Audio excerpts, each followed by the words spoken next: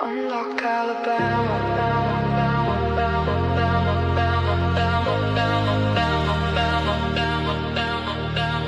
Unlock Alabama.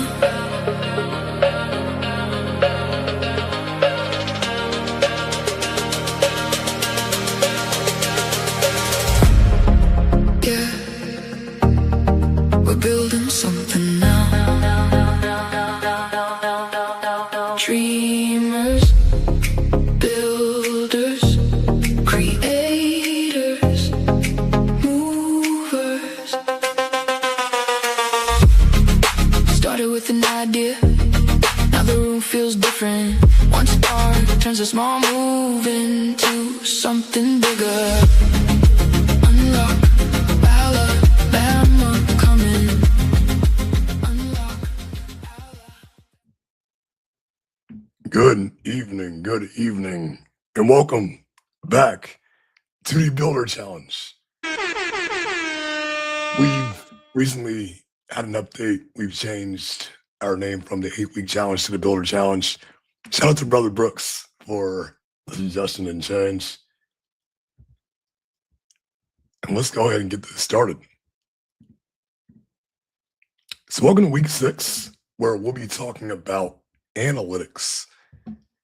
We're going to get lit with some analytics. I think I said something goofy inside the school chat this afternoon. But we're going to get our hands wet with it.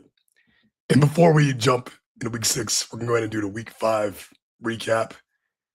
As you all know, please get your Twitter fingers ready. Take them out. So, for builders on today's call, press a 1 if you made a calendar booking link. Press 1 if you made a calendar booking link.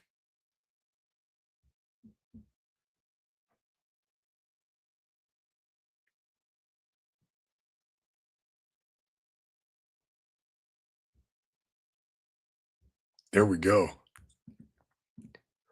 Press 2 if you reached out to strangers, if you reached out to users or customers. If you pulled up in person and talked to them, if you gave a phone call, if you used a calendar booking link, if you sent a DM, if you sent a cold email, go ahead and press 2 inside of the chat. There we go. Amazing. Y'all were active, huh? Press 3 if you hosted an interview with your potential user or customer or existing user or customer.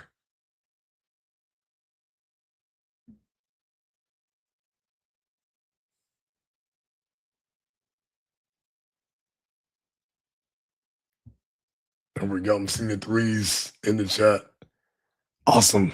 And as for the last one, press a 4 if you submitted in the form.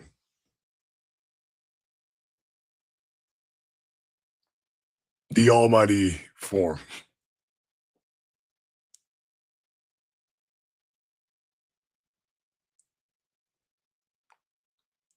Oh, the chat got quiet.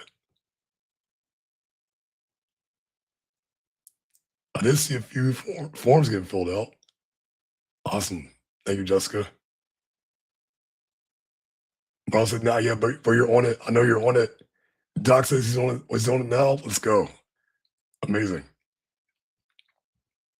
Well, thank you all for letting me know. And we want to know, how did your user interviews go?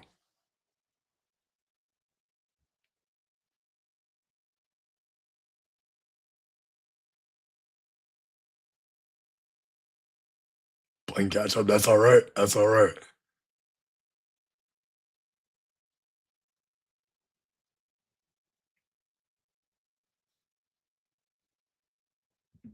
This might be a broader question.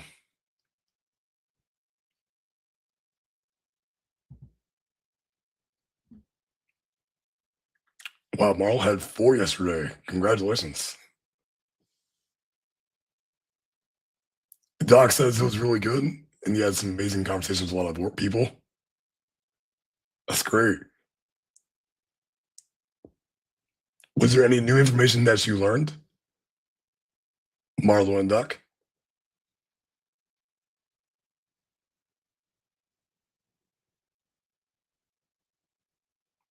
Doc says it was extremely insightful, and I think it really helps me build a community I see in my head. That's amazing. Congrats to you.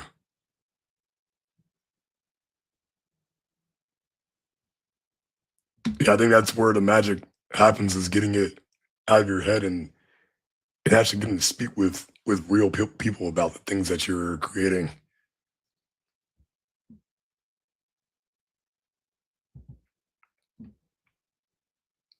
Next, we want to go ahead and deliver some shout outs to the community. And remember, to be eligible for a shout out, you've got to submit in your form. It's the best way to be eligible for a shout out and for a prize.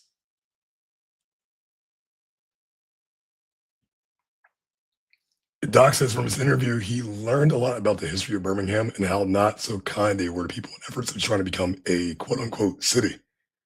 Very interesting. Marlo says, yes, their willingness to engage in a mobile unit if it pulled up in their community or event. Nice.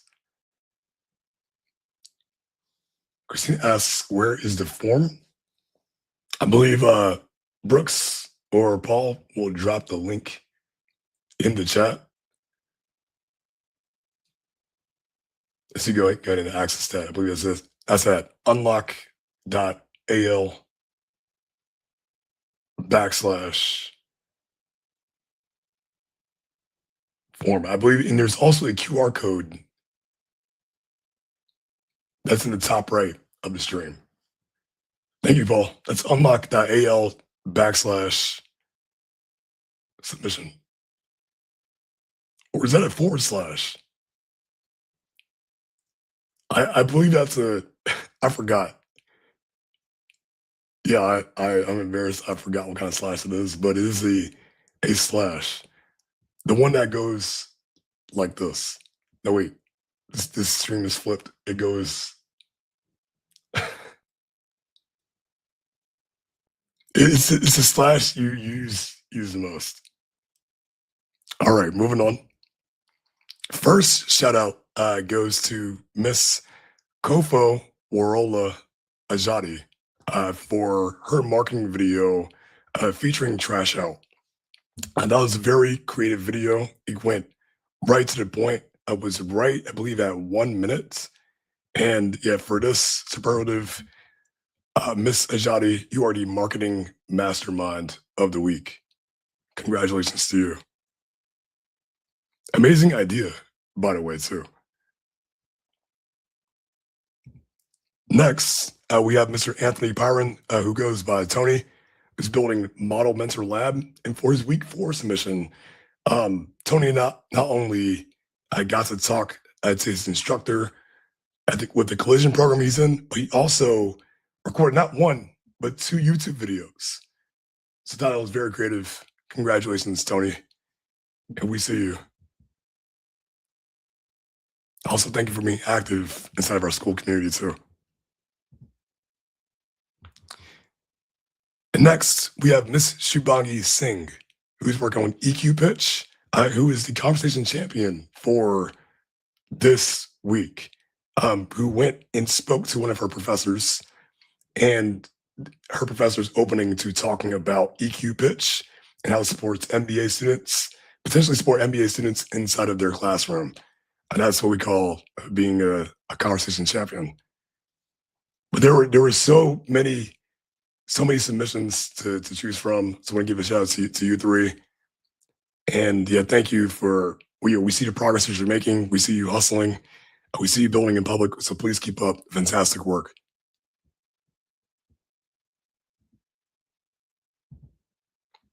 And if you did not do your user interviews yet, if you didn't do your customer interviews yet, you still have time. It's week 6. We still have a couple more weeks left. You still have time, and it's #team better late than never. You're still in the game.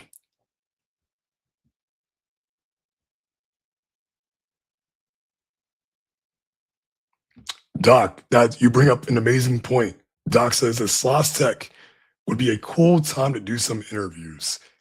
If you're going to SLOSS, that's a great thing to do. Please brag on yourself. If you're going to SLOSS, I want you to brag.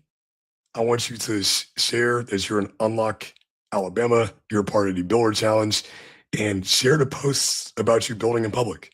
Not too many people do this. Not too many people also do it consistently over 6 weeks plus. So I think it's a great way to stand out. You've already built 6 weeks of lore for your project, for yourself, for what you're building. So please do not be shy. This is not the time to be humble. That's just my advice. And Brooks says, if you see him at SLOSS, he has a t-shirt for you. That t-shirt's really cool. I pray that there's one left over from me. We'll go ahead and see. But make sure you go ahead and pick one up from Brooks if you're going to SLOSS.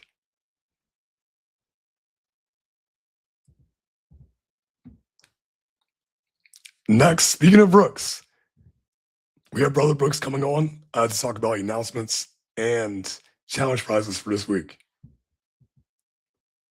Speaking of Brooks, all right, different camera. So yeah, you're used to seeing sometime. You're used to seeing Paul and I at the same time. We're switching it up for y'all. So okay, check out the shirt I'm wearing. There it is. That's one of the examples. That's t-shirt number 1. Here's t-shirt number 2. So multiple ways to win those. One, you could win prizes, and I'll send you one in the mail. If you're not going to be able to come see us on July 18th in Mobile, and you're not going to be at SLOSS, hey, you win a prize, and I'll mail you a shirt. But announcements. So 25th, if you are in the Birmingham area and you're going to SLOSS, hopefully you've seen that we put out the link last week. RSVP, come have coffee with us. So Thursday morning, 8:30 at the Innovation Depot. It'll be a cool spot for you to check out anyway. We're going to be in the main lobby in there. They have some couch seating area and some coffee, and I'll get you guys a coffee and some snacks. So that'll be on the 25th. But do help me fill out that link just so I can know that you're potentially coming. And quick note this on the announcements, I'll in school and in an email, we'll send this information. We'll send this information out as well. So that's the first thing. Second thing, again, I need you to RSVP for July 18th in Mobile. We're actually expanding and pushing some more stuff. We keep coming up with other ideas. So we're actually pushing a little earlier in the day. So we're going to have an AI workshop before the event starts at 6 to 8:30 is going to be our main event. An AI workshop, potentially a 3D workshop. Lily Stewart's going to do a cool vision board thing. She's one of our builders. So it's if you're coming from out of town, we just want to be sure that there's plenty of stuff for you to do the entire day. We don't want you to be hesitant to roll down 2 hours or 3 hours, and it'd only be for a 2-hour event. So excited to meet everybody in person. So there's a link for that too. Help me by filling that out. It's also, that's going to guarantee you that you'll get some space to be able to like demo and show people what you're working on. People are going to be walking around, hanging out with some food and drinks. And so like, you'll be able to show people what you're working on. Maybe you'll get an investor, maybe you'll get a new customer. So that's the main for that. Again, more will come out on that as we go.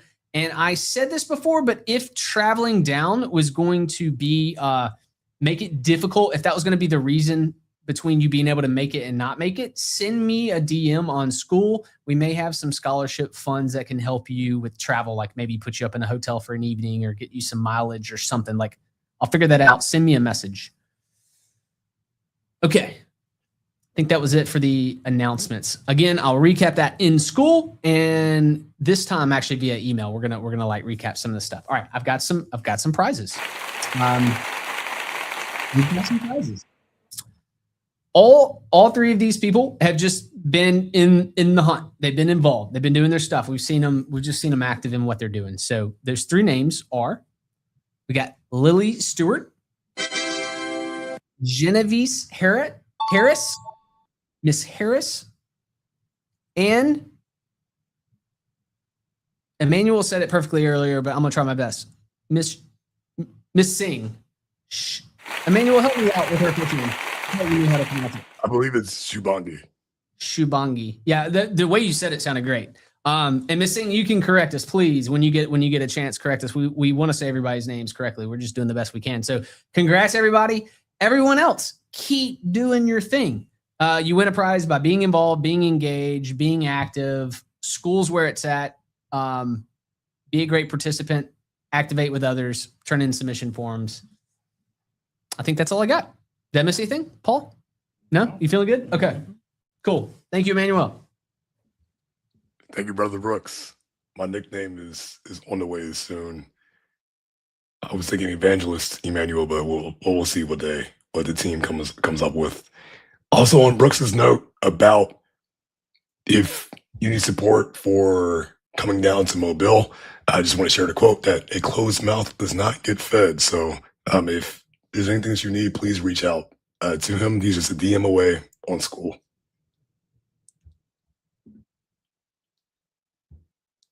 Yeah, that nickname is on the way. And if you like to access past week's content from school, whether it's about creating a marketing video, whether it's on interviewing, conducting user interviews, customer discovery, if it's on creating the toy, if it's on launching in public, you can find it by first navigating to school, clicking on the classroom tab on the top left. Then you want to click on the 8-week build challenge. And after that, you'll find all the content here. Note that our other workshops, our other conversations last week, we held a roundtable discussion about what it's like to start your own business. And we talked about forming your LLC. We talked about different accounts to have set up in 2026, things that could be useful to you, no matter if you're having an in-person business or an online-based business. And producer Paul, shout out producer Paul, even gave me a live walkthrough of setting up an Alabama-based LLC live. And he just walked us through it using chat and by talking to ChatGPT. So if you have any worries or thoughts about forming a business, please check out our conversation that is listed here. It's not on the screenshot, but I promise you it is here. All right, then this week, we're having office hours. We're back to our normal schedule of having these from 12 to 1.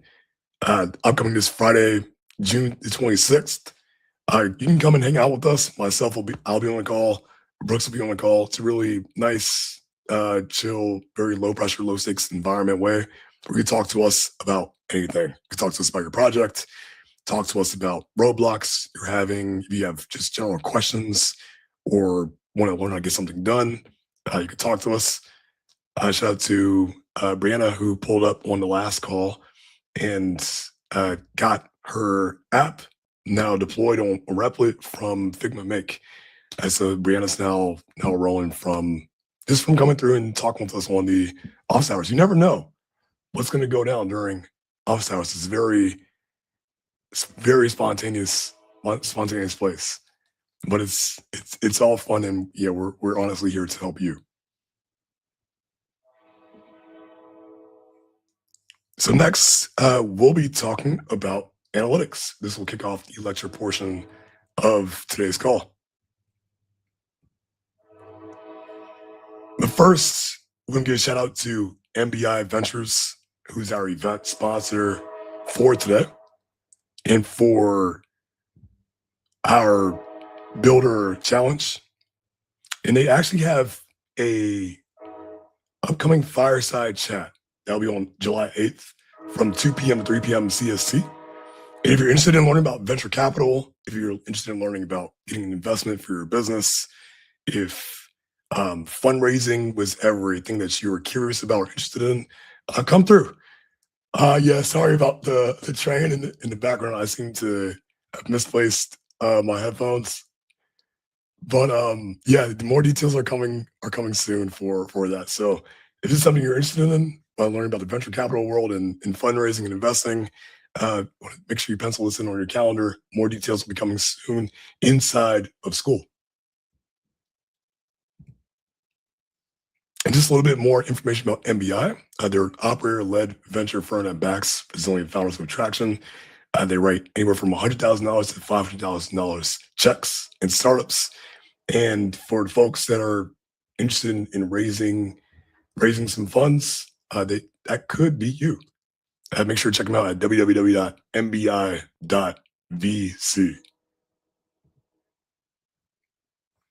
All right. So for today, just to kick off our lecture, first we're going to talk about keeping track. But keeping track of what, you may ask? Before we get into that, quick question to the builders on the call. When was the last time you went to a sporting event?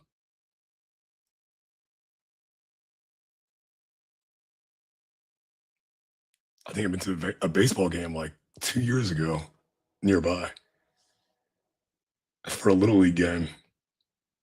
Those hot dogs were expensive.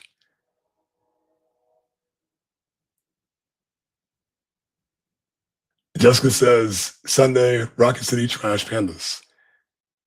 What sport is that?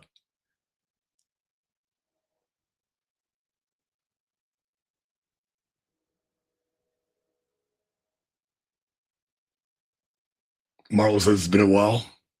Paul says the Senior Bowl in Mobile, Alabama. Brooke says last year, tennis match. Nice.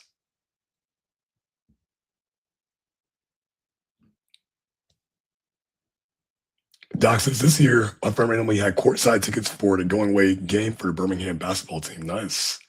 Awesome. Well, for folks who have been to sporting event, did you see something that looked like this? We're playing some Wheel of Fortune here.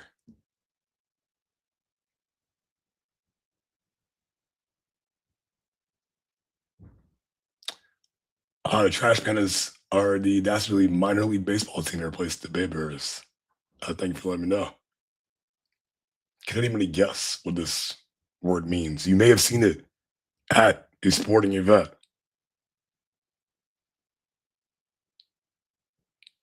It starts with an S and ends with D. Ooh, scorecard, so close, Jessica.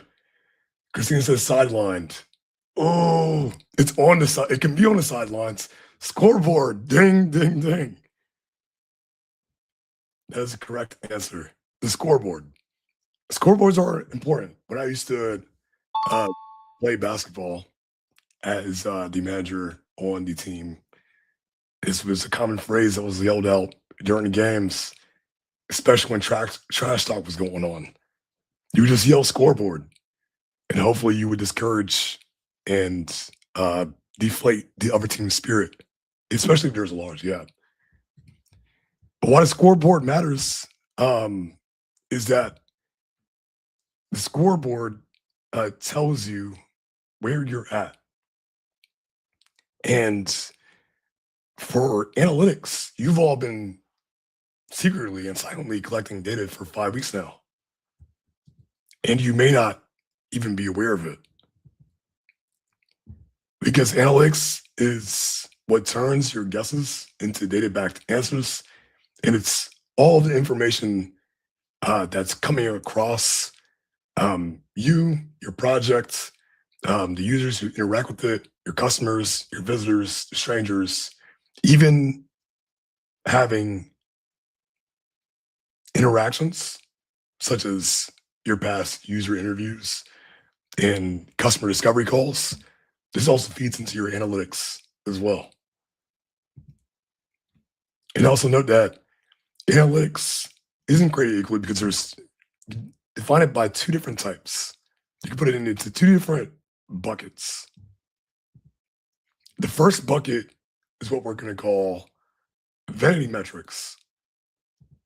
These are numbers that make you feel good, but they really don't do anything to push the needle forward. But there can be exceptions with this. The second can be actionable metrics, which are numbers that help inform you on what to do next. And are very important to pay attention to.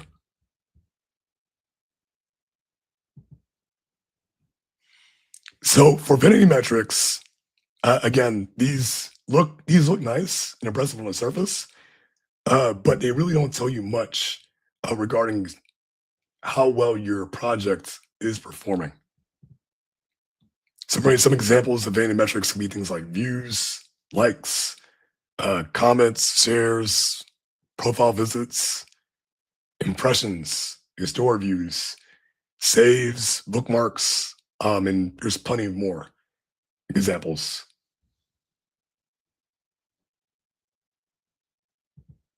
Think about all what's going on the outer layer for your project. And a lot of this has to do with vanity metrics, have to do with social media too. But they can also be just as useful as actual metrics because let's say, for instance, if you get a ton of views on a video, right? It's a great way to see what kind of content can really resonate with your audience. But if from those tons of views that you get from putting out that one video, if you don't get any signups to your platform, it kind of means something needs to change. Maybe your hook needs to change. Maybe the caption needs to change. Maybe the call to action needs to change. Maybe the onboarding flow to getting someone to sign up for your platform or for your app needs to change. So it really depends on your goal. In actual metrics, these really help give you insight on what's working, what's not working, and what you probably need to do next to hit your goal. Some examples of these could be things like signups, link clicks, if you're sending out a form, collecting form submissions, subscriptions, page visits, purchases, it's a huge one. Bounce rate, checkout completions, and plenty of other metrics that fit within the actionable metrics bucket. And actual metrics will tell you what's pushing the needle forward because not all numbers are created equally.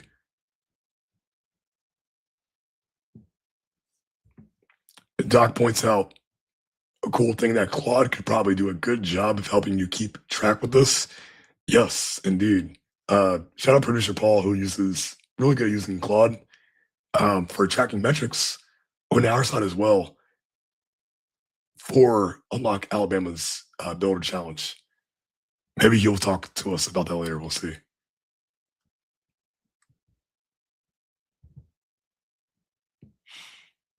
And so for the project that you're building, the type of metrics that you're checking and keeping track of will change.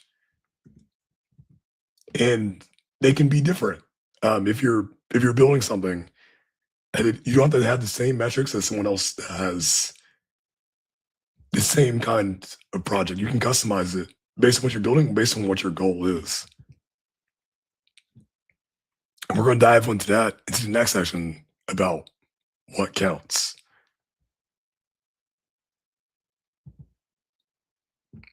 Before we get into this, quick note on your North Star. Your North Star is your guiding force. This is a word that's used a lot, especially in startups and in businesses.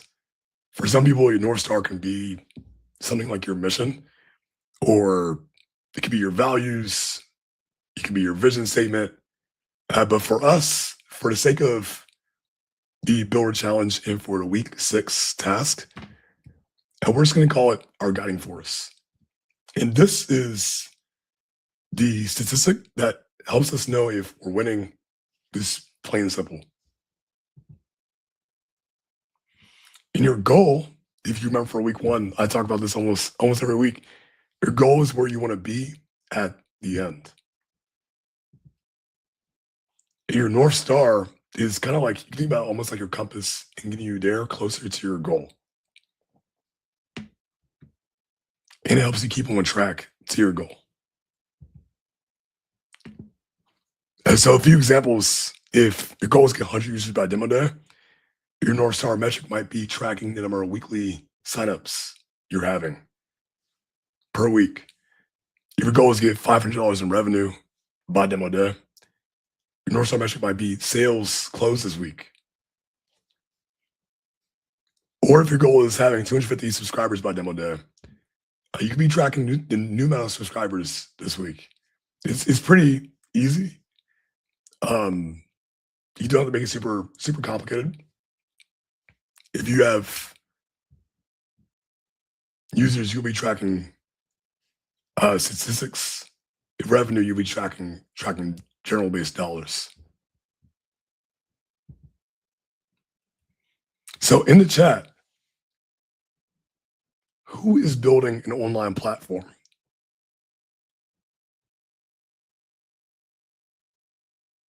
If you're building an app, if you're building an online marketplace, if you're creating a dashboard, if you're building a web app, or even a website.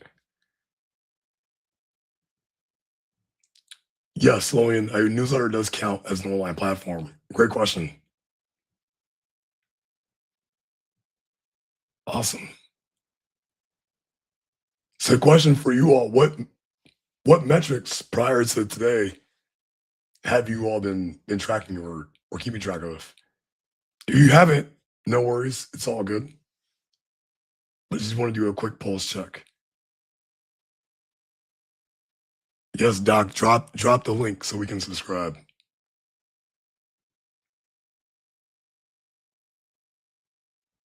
Paul says free credit usage. Nice.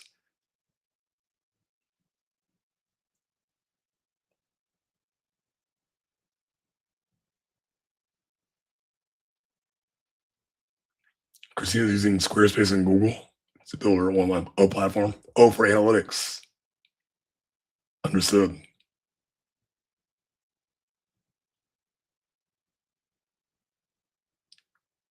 Cool. Thanks, Doc, for dropping a link to your Substack. So some things you can keep track of if you're tracking a user-based, if you have a user-based goal. This is just an example. You can track things like monthly active users. So those can be things like your signups that you can track, return visits. If there's a key action you want someone to take, maybe it's sharing something. Maybe it's saving something. Or even if there's an engagement rate. Paul mentioned free credit usage on his platform. I'm gonna guess that's Deedroot on Deedroot.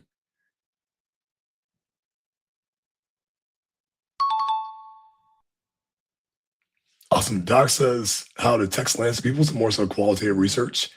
I like that. I think with qualitative research, you can get really creative on how you track that metric.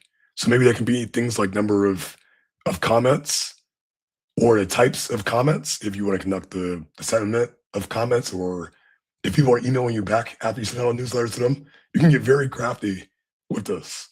That's a really cool metric to track, by the way. Now, if you have a revenue-based goal for your online platform, some things you can track. The most common is monthly recurring revenue.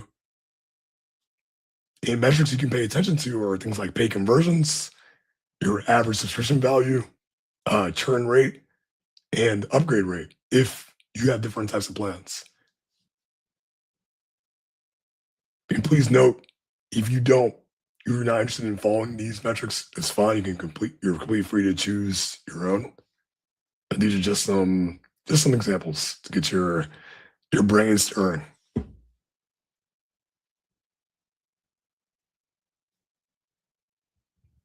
All right, next question.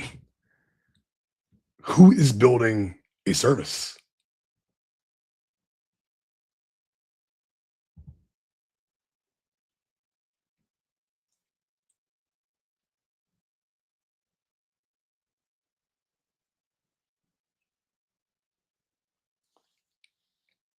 Nice. Christina, Marlo, I see you. Genevieve, I see you. Doc as well, I see you.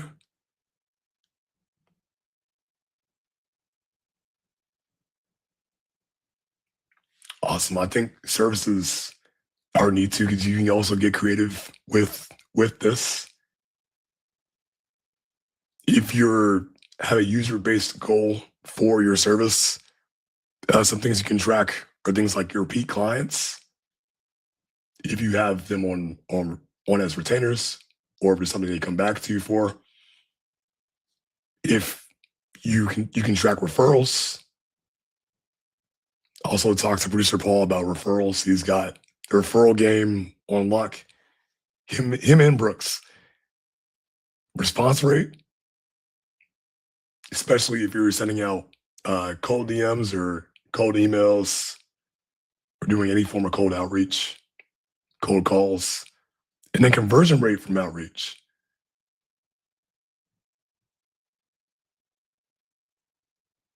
If you're tracking revenue, some metrics you can track, things like your average size, average deal size. If you have a repeat business, if you're bringing revenue from referrals, or even your close rate. I think it's very similar to the conversion rate from outreach. I mean, it's just about the same thing. But close rate, you're just getting money in hand from them signing up.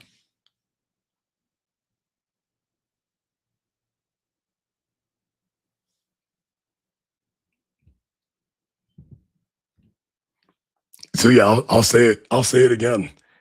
With metrics, you can get as creative as you want, as long as it leads into your goal. It's really all that matters. We're gonna play a game soon that helps make this click. Help make this click. And next, we'll be sharing an actual live look at our own metrics for Unlock Alabama. And for this special presentation, I'm going to invite producer Paul to the stage.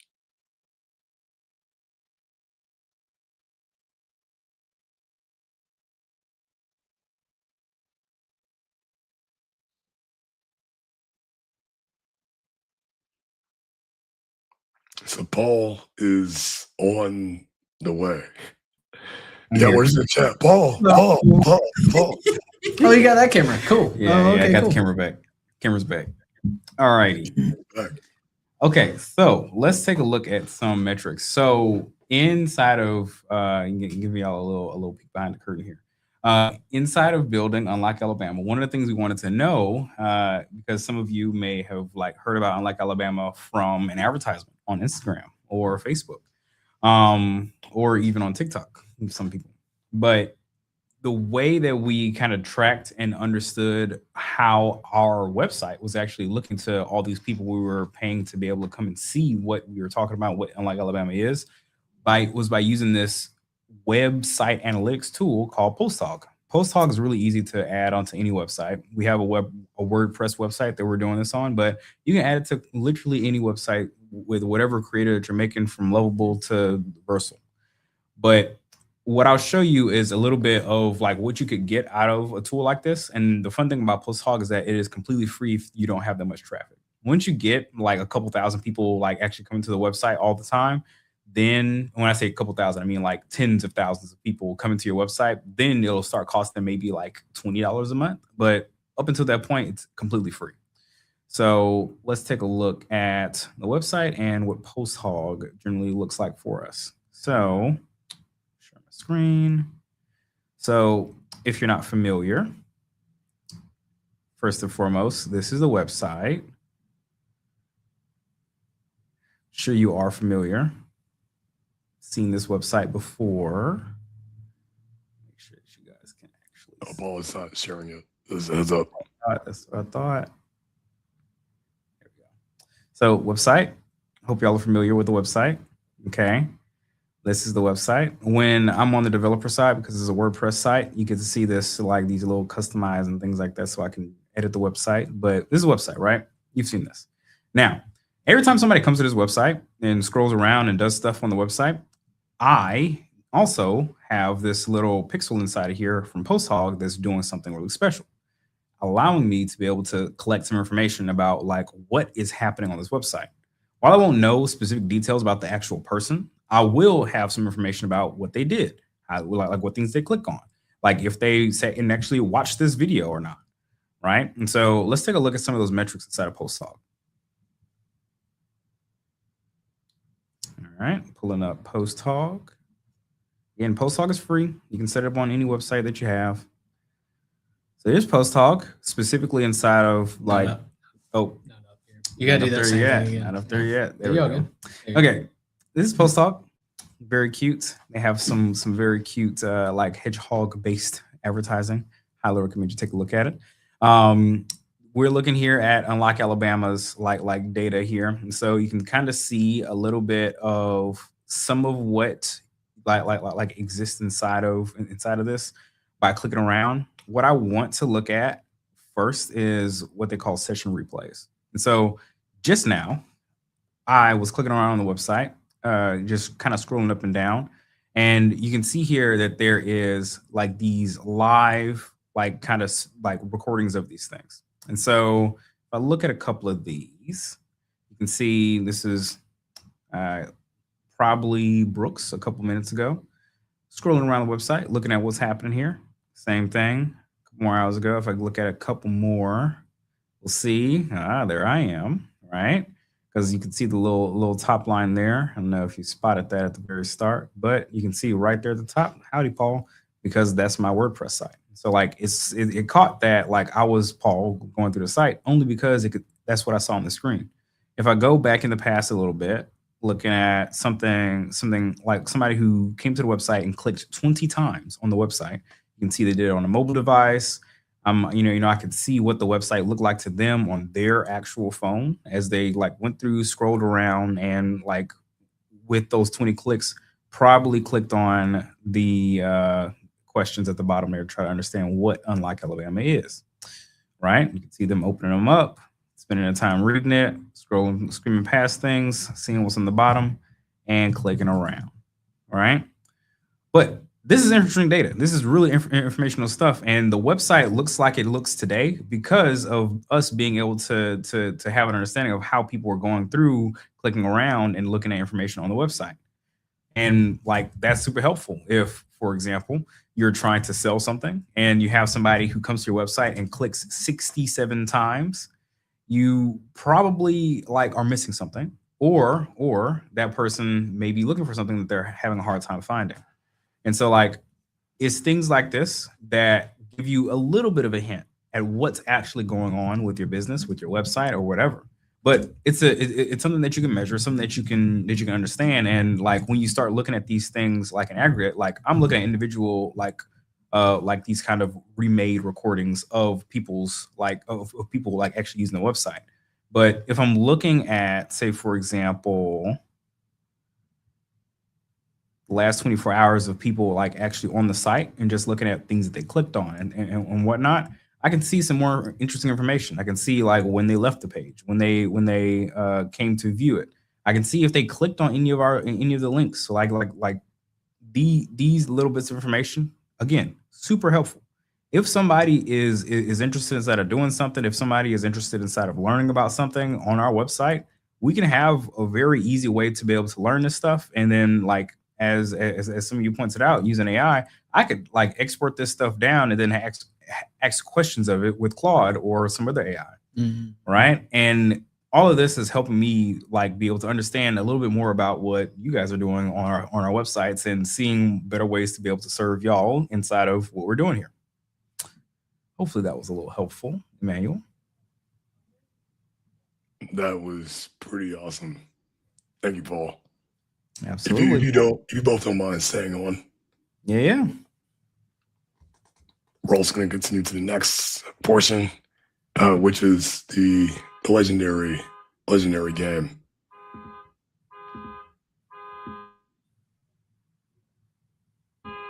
Please excuse the beeping in the background. I think they may be excited to play metric gymnastics. So for metric gymnastics, I've got inspiration from mental gymnastics. This is pretty fun. So I'm gonna give you all a scenario, and you're gonna choose the best answer based on that scenario and why. You're gonna choose the best option available for the metrics given, and you're gonna say why. There are no wrong answers. So I just want to be clear that no wrong answers. Select a letter answer and share why for your reasoning. Are we ready to play? Yep. Let's go. Let's run it. All right. So a productivity app for college students. The scenario is you've been posting on TikTok to drive signups. This week you have 5,000 views from your video, 50 links, 8 signups, and 2 users came back the next day. Our goal is to get 100 users. What do you do next?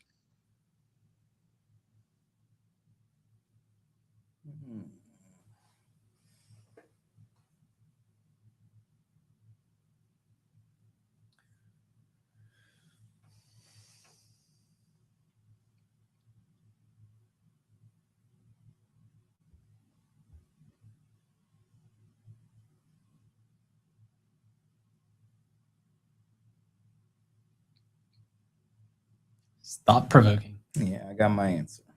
I'm ready to lock in.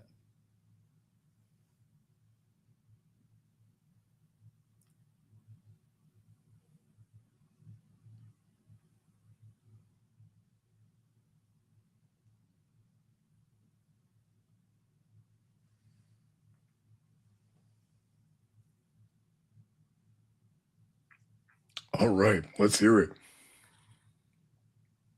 Okay. So here's my idea. Okay, I see some folks coming in. I think B. Okay, I think B. And now here's the reason. You're trying to get to 100 users, so you probably don't have that many users already. Okay. You have a funnel here. There's 5,000 coming in at the top, and then they're getting like slowly trickled down into a much smaller number. I would want to make my funnel a little bit wider at the bottom, because if this is truly my first 100 users, my biggest worry is that if I can't get people who are so interested that they've gone through all the steps of the funnel to keep going and to actually use the app, that will be my biggest worry. Because if I have been successful inside of using TikTok to drive signups, and I'm able to like get to this like 500 click number, especially on something like a productivity app where like the folks using this thing are specifically looking for something, and it's not necessarily something that everybody's gonna need to use all the time, like a food to like food or water. This is where I'm like, let me figure out what is going on between 8 to 2, because that is where my app can improve well enough to be able to actually like have a lot of lift if I then start to raise up the numbers at the top. That's my number. That's my guess. reason. Are you want feedback from us, from me and Paul? Yep. And Brooks, you got anything? Oh, I got you. No, I don't know. I look at this and I'm just confused. I'm like, it's a trick question. I just feel like I don't have enough. I feel like I don't have enough data. I feel like good point. I feel How long? Yeah, exactly. Like, yeah, like what are those views? Are the link clicks versus the views good? Is 8 signups for 50 link clicks? Is that good? Is that good? Because Relative to other apps. or even relative to yourself over time.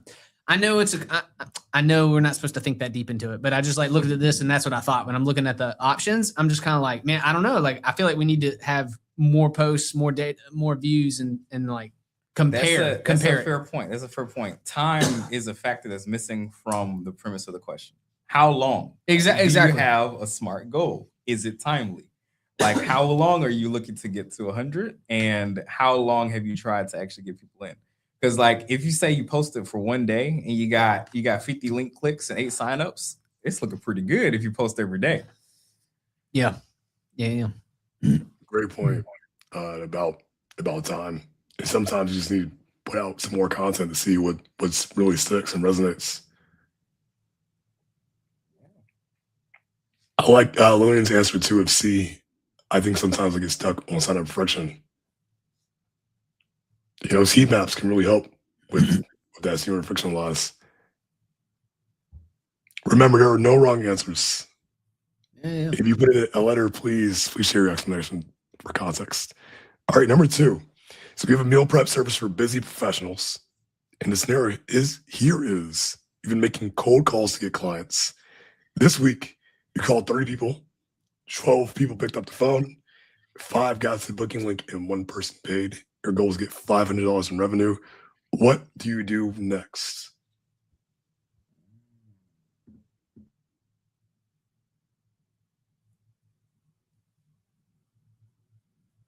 What was that one payment? How much is it? Yeah, how much is it? Is it 500? Or no? Good question. All right, that's okay. Unknown. Is it unknown? It's unknown. All right. X has not been solved yet. Fair enough.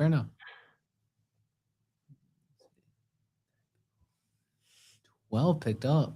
Dang, that's great. Seems just in my head talking out loud. Mm-hmm. Cold call number wise. Yeah. I called 30 friends. I wouldn't get 12 to pick up, man. Yeah, I mean, I'm just saying. Is that ball knowledge, or is that just Brooks not having very close friends? So to yourself. Oh, it's Brooks again. Brooks is calling again. Yeah. All right. I gotta lock in. Sorry.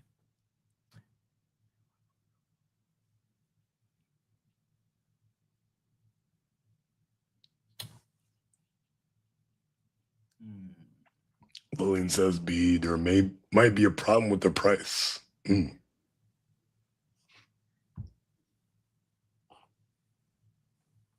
Answers always.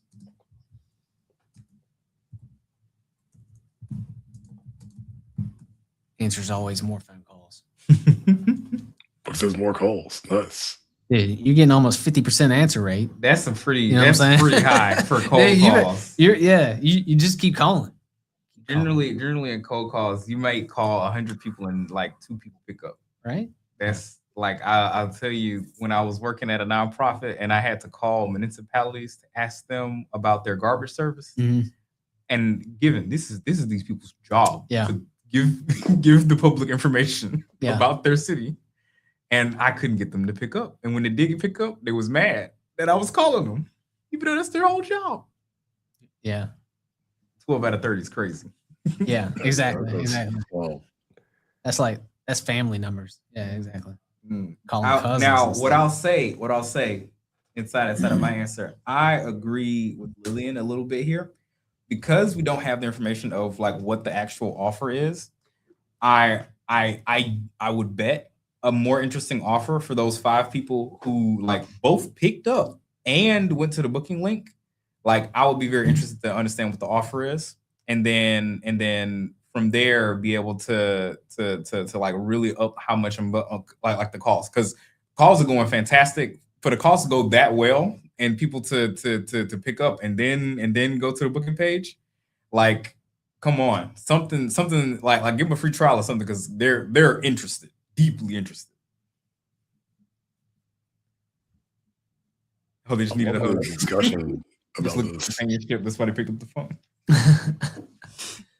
That's a good point. Believe it. 80% drop of those. Yeah, you get 5 people and only 1 paid. Like, Mhm. like why? It's a good point. Good It's point. a big drop. Nice. Let's move on to the third one. So we have a newsletter for young professionals trying to build wealth. The scenario is you've been posting on LinkedIn to get subscribers. This week, you put out 3 posts. You got 2,000 impressions collectively, 80 profile visits, and 6 new subscribers. Your goal is to get 500 subscribers. What do you do next?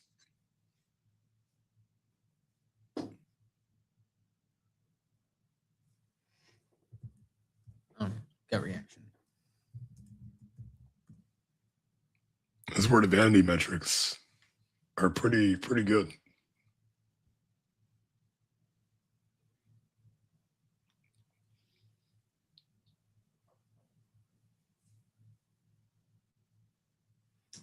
I would go Profile visits. because your goal is subscribers, and understanding like LinkedIn is notorious for not giving a lot of growth to you from just good posts. Now, it's not to say that you can't go viral on LinkedIn, you totally can, but that's going to be so dependent on the relationships and network that you have, in my understanding of LinkedIn currently. So I would go for B, simply because like this like if people are actually in like giving you impressions, it's so worth it to try to understand that customer a whole lot better, because the better you understand them, both you'll be able to make better content in the newsletter, and you'll be able to make better posts to be able to hook that same type of person again and again and again. The more people you talk to, the more likely you are to be able to actually like hit the nail on the head and then get some more of those, like ideally some more viral posts. Paul, this is a random question. Would you say DMing those folks, interacting with their posts as well, is a great way to tailor your algorithm to more of those people? Absolutely. Yeah. LinkedIn's a finicky one, but just the fact of you like liking posts, interacting with them, and trying to have real like social connections with people, like it will benefit you inside of multiple ways, including through the algorithm. I feel like all these things are good. I know you're like, pick one and justify. I'm like, man, you should do all these. You should be tweaking the subscribe page. You should be DMing everybody, building relationships, and you should be figuring out what works and do more of it. I just like, oh man, I want to do all these. The key thing is that you got to measure it. If you measure it, then you'll be able to know whether or not like the thing that you're doing is worth it or not. For sure.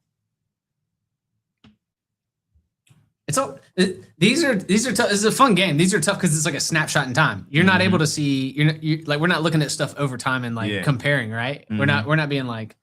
It's just like one scenario, and you're like, oh, but I want more information. I want months of data. It leaves you wanting to collect more information. Yeah, like you need to look at some analytics, for example. Yeah. There you go. I'm tracking. Yeah, I was trying to find a blend between like not going too far to taking the SAT test and making something that was also not super stressful and fun. Yeah, it's For dope. question. The subject here is having a freelance video editing service for small businesses. Scenario is you've been posting work samples on Instagram. This week you got 500 impressions, 40 profile visits, 8 DMs, and 1 paid project, with the goal to get $2,000 in revenue. What action do you take next?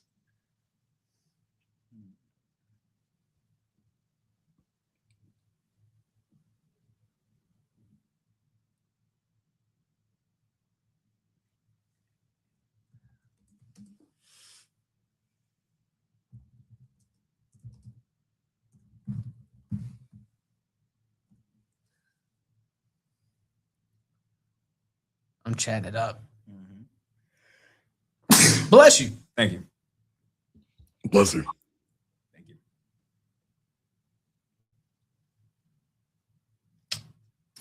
So here's my thinking. See, I actually did this business. I'll give you a little Paul, the producer lore here. All So right. when I was in college, or before I even got to college, I got this little bit of money, right? And with that money, I went and I bought a camera. They had a sale on like Canon EOS's, and I got one. And I took that to college, and then I started a freelance video service business. I'll Nice. tell you, I did not charge the prices I should have charged. I was charging way too little. I spend the whole day with somebody, and they give me $50, but I got some beautiful pictures out of it. And the thing that like really showed me like was the most valuable piece did not come from me posting anywhere, because I did post my things and I got lots of impressions and stuff from friends. But the thing that was actually more valuable wasn't the post. It was me just talking to my friends and telling them I'm taking pictures, and then them telling everybody else like, hey, he took pictures. Look at these pictures. They look really good. Not from them sharing them on Instagram, but just showing the pictures that they got themselves. Mm. And so like I would go for B and C, following up on those DMs and just continuing to build a relationship with individuals, because people like will pay for pictures for a lot of things. If you are talking to a small business, they have a constant need for content if they want to be like very relevant on social media, or like making a lot of advertisements, or even just want to have nice pictures inside of their own like business. Same thing with like posting every day. By posting every day, you increase the level of serendipity, because if you can get 500 a week and 40 profile visits coming in, then like this is like just free if you can do it. And it's even more free if you can get to the point where you have enough paying clients that you can use the paying clients to make the content that you post every day. Because when you go take pictures, you can take a lot of pictures. You can make a lot of posts from one day out shooting. Mm-hmm. Good point. I like you sharing the stories behind the answers. Stories have a way of sticking. Yeah. I see Doc has some. See, this is my issue. I feel like I have to start low, and I'm trying to get over that. But I do want to reserve low cost free services because of #community. Here's my recommendation. This is a really, really interesting like thing, because it's so much psychology that comes with trying to price a service, especially a service that uses your time, right? Because what you don't know is the thing that will make you end up like charging less. So inside of my example, I'll tell you another story how I like extremely wasted a lot of my time with too low of a price. So I took this Lyft back to college one day, and I was coming from the airport because I did an interview in another city. I was coming from the airport, and the Uber driver, he like saw me with my camera. He was like, "Hey, do you take pictures?" And it just so happened that the Uber driver was a washed up like producer for rappers. And he had a couple of rappers that were not gonna hit big, but he was willing to pay for my services. He said, how much you got for a day of shooting? I said $50. He said deal, and he said he'll pick me up because he's the Uber driver. No way. Right? And so he picked me and my friend up, and we went and shot a music video for a rapper in Atlanta. Now, here's the thing. That took all day, and I got $50 for it. But the thing about it, I also edited the video and a whole bunch of other stuff. If I were to like spread out how many hours I spent on that work, I wouldn't be paying myself minimum wage. No. Right? Right. And so when you start to think Like $2 an hour or something. right, Probably. relative to like how much time you're spending, then you can start to think about like numbers that actually make sense. Right? So Doc says that's wild. Yes, it is wild. And so when you think about this, start there, because it's a good way to just think about like how you quantify your own time, right? But the next level from there is like, if you want to make more money, then you need to think about what can I do for that other person? What value are they going to get from me making these pictures? In the case of a small business, inside the example that we have here, if you go and make a video for that small business and you edit it and you put everything together on it, and that's a video that they use like that is that it's the thing that they show advertisements on all the time. They can tell you exactly from their analytics on their ads how much money they made from that advertisement if they're selling something online or if they're selling discount codes or something like that. How many times somebody came in with a discount on the video that you made. That gives you a really clear number of how valuable your services are. If you can get that done with one person and they give you some real clear detail on like, here's how much I made off of the work that you did, then it becomes a lot easier the next time to say like, well, if I know you can make this much money off of this, then I'll charge you 10% of that. And 10% of that may make your hourly wage go through the roof. But the thing about it is, it's still fair because you're providing them with value and you're taking a small portion of that value for yourself. That is actually value that you created. And so this is the way that you're able to start to justify and understand like why some things cost so much money, because you're providing a value. And it's not just your time that you're providing, it's the actual skill and the talent that you put into making whatever that thing is to be able to get the results and the metrics that the other person's looking for. Hopefully that makes sense. It makes sense. I was going to say, Doc made a note. Doc, stick around till the end, and this can be something we can talk more about that in the hangout portion or whatever. Just one quick note on what Paul said. Like I heard someone talk about like charging billing for a thing. Maybe a thing costs thousands of dollars to do, and the client would ask, well, how long is that going to take you? Like, like a few hours. Like, okay, so do you make that much per hour? It's like, yeah, but like this is like 10 years of my experience to be able to do this thing and create that value. So like, I don't know. Yeah. You have a good point about the value is this like thing you have to quantify and like put a figure to. I'm looking forward to the conversation during the hangout session. So we're just talking about value, sticking around.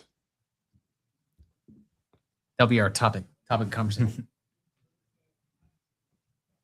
All right. Last question. The topic is a pop-up shop selling handmade candles. Sorry. Scenario is you set up at a local market last weekend. 200 people walked by. 40 stopped. 12 people picked something up and 5 people bought an item. And your goal is to get $1,000 in revenue. What action do you take next? I really like these questions because there's like unknowns. Every one of them leaves you with like question marks. Yes. You're like, well, how much revenue? It makes you think about how you tell your story about what you're doing to somebody else and how much you leave out. Yeah. It's interesting. Ooh, storytelling. Foreshadowing for next week. Ah. I'm a paid actor, y'all, just to let you know.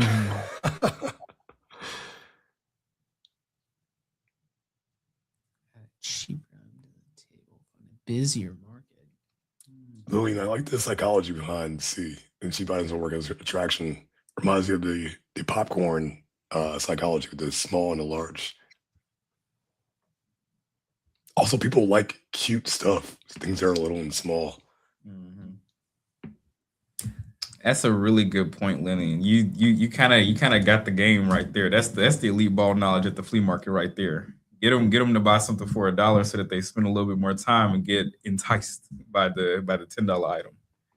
Now I think about it, I think that's how I've got at whenever I bought candles. It's like, oh dang, I come in for the smell, see a small one. It's like I might as well get the bigger one now. The small one might not last too long. Now I'll tell you, I got another fun story. This one's not me. This is another member at the Innovation Portal. So there was a lady who sold granola here, and she sold granola at flea markets. And so people walk past her at the flea markets, people would stop by, people would pick up, people would sit down, and then some people would buy. But she showed her granola inside of little packages. So she started off making them herself, and then she got a manufacturer to make them for her, and she continued to sell at the flea markets. But the thing that she did for those folks that came by, because she started to see the same people come by and pick up and sit down, and the same people buying, she noticed a little bit of like how these people kind of flowed inside the space, because like folks coming to a farmer's market, like it's in an individual community. It's the same folks. Like if you sit there a couple of weeks, or not weeks, but like a couple of seasons, you'll start to see the same folks come in and out of the place. And so what she did was very clever because she knew that she wanted to expand how often people bought this thing beyond the actual flea market so that she didn't have to go there all the time because she knew the same people were going to buy anyways. And so what she did was that she made a sign-up sheet where if you wrote down your name and email, she'd give you a discount on your next bag of granola. And so like to be able to get the discount, you just come to the table, you'd see the sign that says, hey, like fill out this form and you can, or just write on your email, you get $1 off or however much off. And then all of a sudden she had a list full of names that she could email inside of a newsletter saying, hey, remember you bought that granola? Would you like to buy some more? And that's how she started her online business, where she didn't have to keep going, sitting out in the sun in Mobile at the flea market. That's cool. I was gonna I actually want to share my justification for why I put A. I feel like I'm the only one to put that. It's kind of interesting. Like the interesting thing is that if that was not an option, I don't know if I would have thought of it myself. And I feel like it's a thing that people wouldn't necessarily think of. Mm-hmm. And you can't always do this, but do some brainstorming and maybe you could find a busier market. Because if you find a market that's 5 times busier, you do 5x the sales without changing anything. So from 200 people would be 1,000 people, 25 people would buy something with you doing nothing, but just being in a different market. I kind of relate that to like a lot of people. This is everyone at some point you have to work at a restaurant as a server. If you haven't done that before, it's not too late. You can still do it. Go do it. You have to do it. But the funny thing is that by default, if you just work at a restaurant that has higher ticket prices and is busier, you will get paid more, no matter like how amazing you are at your job, just because by default it's higher revenue, higher ticket prices. So you'll like whatever you'll get, tip more money on like, it's the same kind of thought process with this, I think. So if it's possible, but that takes like thinking to think like, is there a different place I can like completely sell my product? The fun thing about this particular entrepreneur is that she was like a stay-at-home mom at the time. And so she went to every market. She's all of them. Yeah. Yeah. Cool. Yeah. So she could probably figure out which one was the absolute best and which one to keep coming to. Made worth it. Yeah. I like your rationale on A, Brooks, but I'm still lock in with Lillian's answer on C, because I feel like that's very solid. And like say you put a discount on that cheap item, you got a person you can reach out to after that first interaction. I'm a hard A, man. Hard A. I feel like C's a race to the bottom. Cheap writing. Race to the bottom. I can't do it. I can't get on board. I think the discussion is really cool because it spawns a lot of different ideas. Yeah. All right. I know we're up on time. So if it's okay with you both, I'll do a speed round for the next session for data time. Oh, speed round. Got it. Speed round. All right. So how this is going to work, everyone? I'm going to ask Producer Paul and Brother Brooks a few questions about analytics, and they're going to give me their answers. So the first question is, for your products or services, what's one metric you check every week and why? The metric that I look at every week is the amount of tokens people use. My platform, Deedroot, has tokens. If a person uses a token, that shows that they got some value out of the website. And my guarantee to them is that if the token didn't give you what you were looking for, then you can get it back, right? And so like if a person truly used a token and they didn't ask for their money back, then I know that it was valuable to them in some way. And if it's valuable to them in some way, then that means that like once they run out of free tokens, then they may be interested inside of paying for real tokens, because I haven't gotten like payments yet. Right now, payments are there. People could pay me, but they're still in their free trials. For me, probably something I just look at. It's almost just like out of habit, actually. Just like YouTube subscribers. It's kind of a vanity metric, but at the same time, I'm just like just a big number guy. So it's like hey, if it's going up and to the right, that's good. Versus the opposite direction. Up and to the right. Up and to the right, man. Yeah, that is my theory on metrics. I'm like up and to the right. That's my goal. Simple and it works. Mm-hmm. Have you ever been surprised by what the data told you versus what a customer or a user said?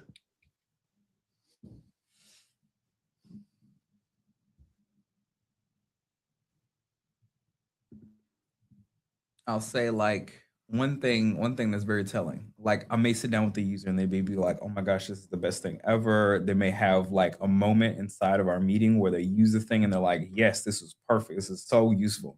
And then like the next week passes and the next week after that passes and they don't open the application at all. And I can talk to them face to face and they'll be like, "Yeah, it was great. This is super cool." But the surprising bit of information is that like how often do they actually feel the pain that they felt? Yes, I know it was sharp because when I sat down and we did it together, you loved it. But is it happening on a case more than a week? Like is it happening every month? Is it happening like every couple of months? And this again, like also plays into how you think about pricing and things like that. But at the end of the day, like I know I have something valuable, you know I have something valuable, but you're not using it. And the data shows me a little bit about why, especially when I have enough time to be able to see the actual like usage patterns of these things. I like it. Nothing's coming to my mind at the moment. Pass. I know you said speed round, so I'm like, pass. Next question. Next question. What's the simplest thing a first-time builder can track starting today? I know what mine is. You did? Yeah. Oh, go ahead. The biggest thing is how many people inside of your target demographic, your target customer, whatever you want to call it, how many of them have you talked to every day? Right? Like how many people that you are actively trying to sell, actively trying to get to be a subscriber, actively trying to do something for you, have you actually had a conversation with today? The higher that number is, the more likely you're going to succeed. I like the simple input value. And it's something you can control too. First time builder can track. I think for some people, so I'm gonna kind of give a general answer, but it may be like tracking something at all. It may be that people just like aren't used to tracking at all. So let's just use an outlet real quick. LinkedIn. A lot of us have been posting on LinkedIn for this or whatever. Maybe you've never even tracked the number of posts that you've made. Maybe you've never tracked like the interactions on that to see which ones are working better. Like the simplest thing, like, yeah, so maybe just doing it in the first place, if you've never done it, is just like, just track something, like literally open up a spreadsheet and be like a date you posted, put what the post was. And you can track, again, AI tools can help you analyze this stuff as well, which is like super helpful. So that's like something I would throw out there as well. I like the point of just tracking your input. Like, what did you do today? Yeah. What did you do the next day? Yeah, because like over a week or over a month, like it may be that a first time builder or anyone, like for me, I have a difficulty like tracking and like stats and stuff is like tougher for me. It's like stuff I'm always like trying to set up and look at. Like maybe you're just not doing it. So just like, just start create some sort of tracking process for what you're creating. I love it. What metric do you wish you'd start tracking from day one?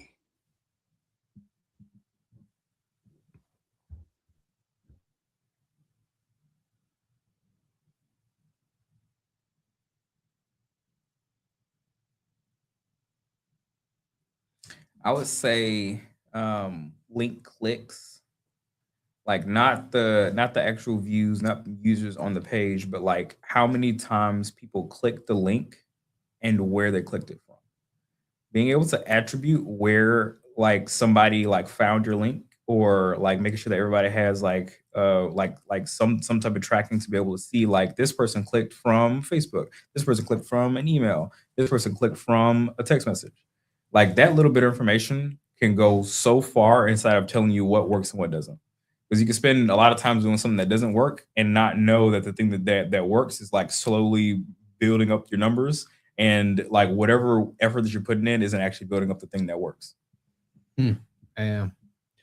For me, the first thing that came to mind was just like email subscribers, and I was just thinking like just to, I wish, and I hear other people say they wish they had started collecting email addresses earlier, like in their journey. So I guess that's also a metric. But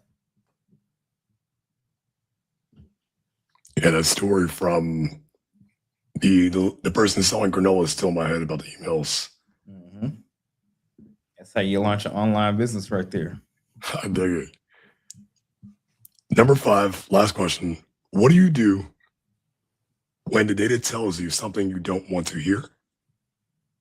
And what do you change?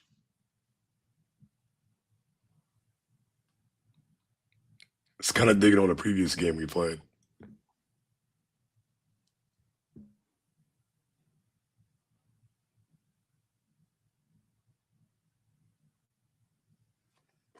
So if I see if the data is explaining something to me and like through analysis where I say like, oh my gosh, like the way that I'm pricing is all wrong. People are not using this often enough for me to be charging such little bits of money. Well, the key thing is that I need to like align what I'm doing with the data. And this is like one of the like bitter lessons of entrepreneurship. Like the business and the folks who are giving you money are going to give you money and give you business based on their terms. It's not going to be based on your terms, on your vision, or any pieces like that. You may be a part of the ICP and it may vibe with you very well, but if you're not, and you're like selling something to other people who like may look or be different than you, then like these facts will come out inside of the data. And the key thing is like you have to be compassionate enough to recognize like that's the customer, that's the person who I'm trying to sell to, and that's the person giving me money. So I need to make sure that I'm doing things and changing to make sure that I'm meeting their needs. First I cry for just a moment because I don't want the data to tell me something I don't want to hear. Then after I cry for one day, you have to decide like you have to decide what you're gonna do. Like, cool, are you okay? Are you okay with the results that you're getting? Are you cool with it, even if it's not what you want to hear? Or are you willing to pivot? Are you willing to do something different? Or even worse, are you maybe you need to cut bait and completely try something different? Maybe you should close up shop on that idea and like adjust to a new idea. These are the hard things that happen. That's why I said first I would cry.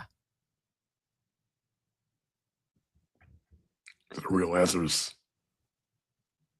Well, first, I want to thank you both for coming on. Yes, sir. A very fun, exciting, and informative session of games. All right, so now we're going to go ahead and close out with the tasks. I know we went a little bit over time, so thank you all for bearing with us. And so for the tasks for this week, you have 2 tasks. The first is set up a tool for your project. You can use Microsoft Clarity, use Google Analytics, use Postdog, use Excel. You use the built-in tool to your platform that you're using. If you want to track metrics to your LinkedIn profile or Instagram page, there are ways to check metrics or those vanity metrics inside of those platforms.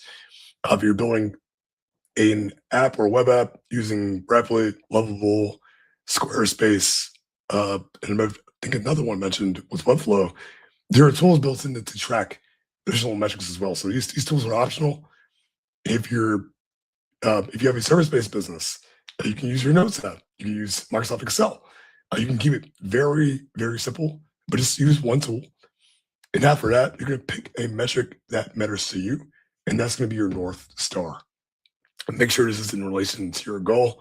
It's something that actually helps you get closer to your goal for demo day. All right. If you haven't done so already, please make sure you RSVP for next week. Week 7 will be storytelling, and it's going to be a fun one. You see how all of the things we've been doing are coming together. So you can go ahead and scan that QR code on the top right, or click on the link that producer Paul has dropped inside of the chat. Nice. Yeah, Webflow was mentioned. Doc, let us know in the school when your website launches so we can go ahead and check it out. And thank you, Christina, for the recommendation on Stanley AI. How we else for tracking inputs?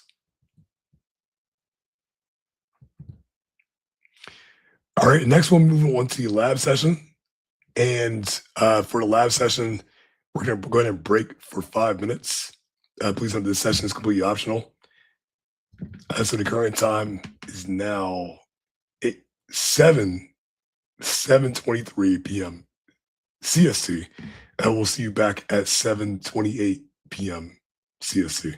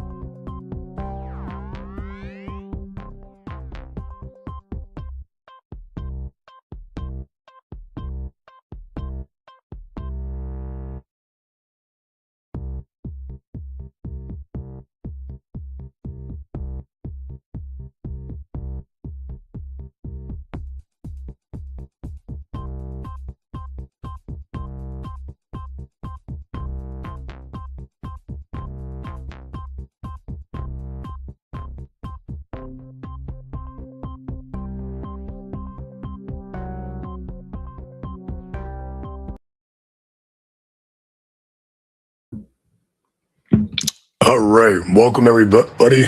Welcome back to the lab portion of week 6 for analytics. Other one. Since I did use up a few minutes of extra time, this is going to be a quick session, but we're here to answer questions for you.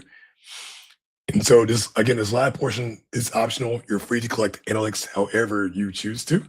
But for this lab portion, we're doing two things. One, connecting an analytics tool, and or two, creating a spreadsheet or a note. For your analytics, you'll want to either use an online tool connect to your website. If you've got a platform up, you're also free to use your own social media platforms built in analytics on LinkedIn, on Instagram, on YouTube, if you use those platforms, or if you have a service-based business, or even an online platform, you can go old school and use a Google Sheet, Microsoft Excel, a Notes app, or a pen and paper. We do a bit of combination of both of them.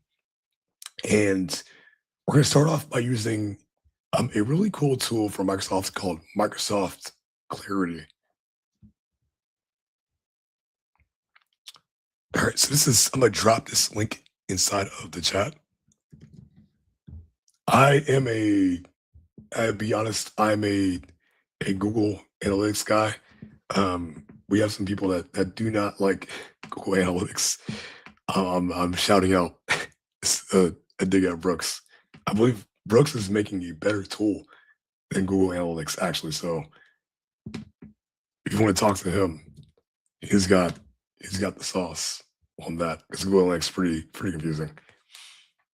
So a really cool one is Microsoft Clarity. You can find session replays by using this tool. This is actually playing with it today. So there we go. There you go. Brooks has dropped helpfulanalytics.com.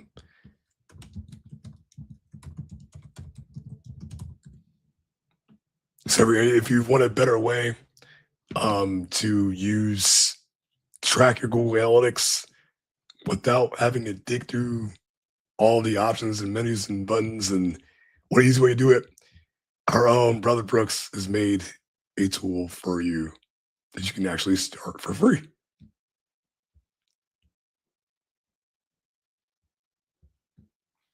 I'll have to sign in. All right. So for Microsoft Clarity, if you use Shopify, Squarespace, Wix, WordPress, and even other tools, use Replit. If you use Lovable, what's the other one? If you built your site if you hard coded it using Claude Code or Codex or any of the other AI vibe coding tools, it's pretty simple. The first thing you want to do is log in. You can use your Google account or Microsoft account to log in. Once you're logged in, the easiest way to do this is to get a tracking code. If you are using these platforms, you can just integrate pretty simply with Microsoft Clarity. If not, you want to go ahead and grab this tracking code, and this will be inserted into the head element of your site or app. If you're not a web developer, it's all good. You can just copy this to your clipboard. I can go ahead back to my app and go to my Quick Call app on Replit, and I'm going to send it over to my agent, and I'm going to say, insert this for Microsoft's Clarity. And this is going to go ahead, it's going to find the section of code where this script and where this tag belongs. And it's going to go ahead and inject it in the right area for me.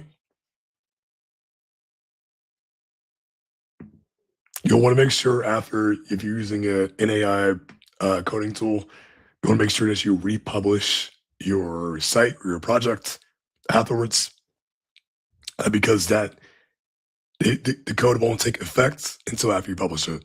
I've already got mine inside. I've got Microsoft Clarity and Google Analytics inside, so I've got double trouble here.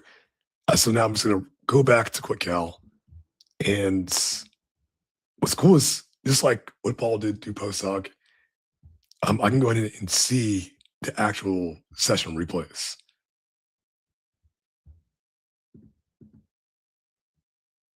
So I can see some live recordings from when I first injected in the code. And also get to see what people were doing, as well as see what device they were using. You see, this was actually myself at 8:28 p.m. 7:28 CST. I've also been using it in Google Analytics too. I've been using Google Analytics for a long time, but I'm not really an avid user of this tool. And so we have another tool that we want to introduce, something called Hey Clicky. Hey Clicky can help you navigate almost anything that's on your screen. You can use it for free. You don't have to pay unless you go past a certain number of usages. There's no credit card required to sign up. Somebody drop that in the chat as well.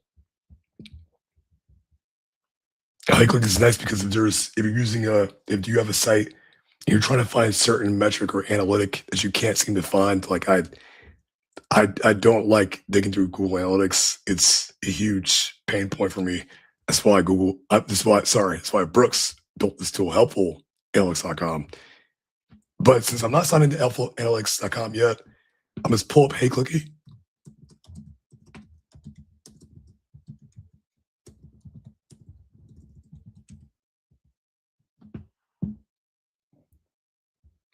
And I'm gonna go ahead and chat to it.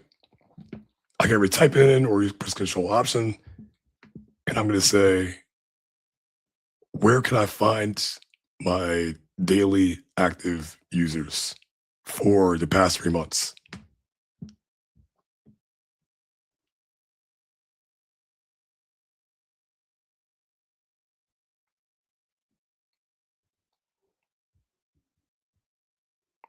Just tell me you can click on reports icon.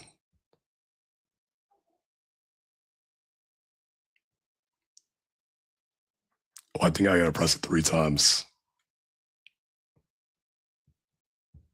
It's got built-in integration. I'm gonna say yes.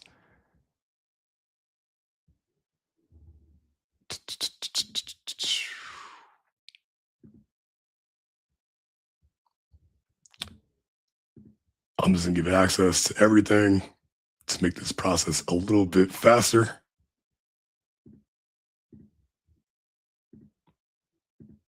All right, now I've got to go back and find my daily active users for past 3 months.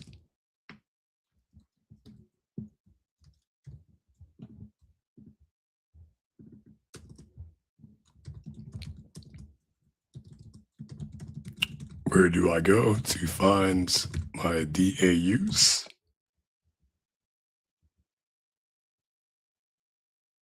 I'm not sure if you all can hear the audio behind, but it can actually talk to you in real time if you talk to it.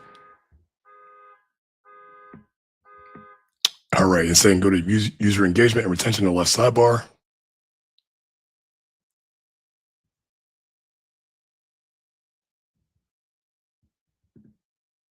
Boom, there it is. But if I'm still not sure, I think I can press the control button 3 times. Can you help navigate me on my page to find my daily active users for the past 3 months?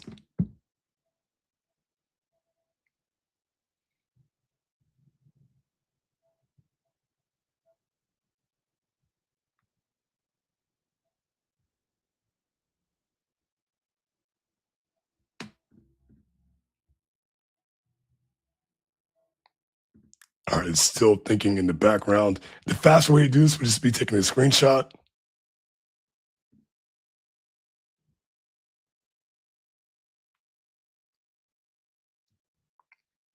Boom, now I've got the date range option here.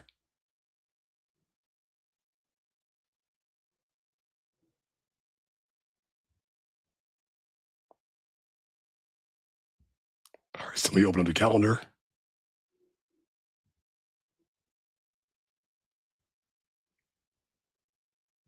Click the last 90 days, click on apply, and boom, there I go.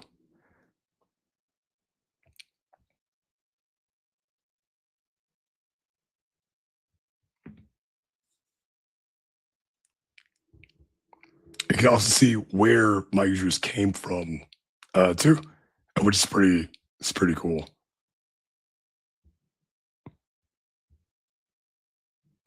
I think it's still on, so I'm gonna pause it.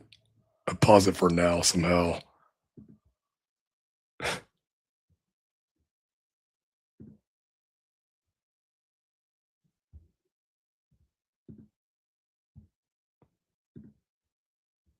not sure if y'all hear, but it's still talking, so I'm just gonna go ahead and I'm gonna force close this real quick. I'll let you know, Emmanuel, we cannot hear it, nor can we really see clicking. So you're good. Okay. Awesome. All right, and that's a quick look at the analytics side of things for analytics tools. For the old school spreadsheet, I've made a very quick and easy spreadsheet that you can use to track anything. I think spreadsheets are cool because they're very simple, and when you make something simple, it doesn't get overwhelming. So there's a little quick guide on how to use it. We've got the Unlock Alabama lime green colors in here just for you, and you want to make sure that you note down your North Star and the one number you want to track every week. Of course, you can track more metrics, such as the number of people you reach out to, number of clients closed, number of referrals you have, number of calls or meetings you've booked. But for your metrics, all you want to do here is enter in what exactly you track. So I'm just enter in a new row. I'll put that below. And here, I'm going to put in number of cold calls. What it means is number of new people called. And I'm just going to enter my inputs. If I call 10 people in week 1, boom, it's there. If I called 5 people week 2, I'll put it in there. This also auto updates as well. I'm just going to copy over this formula using this paintbrush. And yeah, I'll have to fix this before I send it out. Looks like it's not. Yeah, I've got to go ahead and fix that formula thing. But every week I'll just update it. I'll keep it simple. And yeah, I know I went a bit over time, so I'm gonna go ahead and pause there and ask if there's any questions inside of chat. Again, you can keep it super simple. You can be as creative as you want, or you can get technical and dive into the analytics tools. You can dive into PostHogs, you can dive into the Google Analytics. You can dive into helpfulanalytics.com, but just make sure that it's simple for you and that you keep your North Star somewhere visible. We're going to update it every week to keep track of progress towards your goal.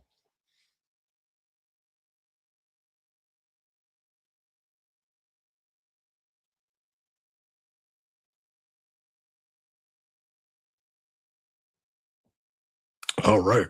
And now we'll transition on to the Hangout session. Yes, Christina, I know I'm not a fan of spreadsheets either, but they are super simple. Ayo. Welcome back. Let me know if you want to get up here. Sorry, we have some snacks. We would share them with you guys if y'all were here. Yeah. Y'all aren't here. Sorry. Yeah. Todd came in and dropped some food off for us. You sent it to Virginia.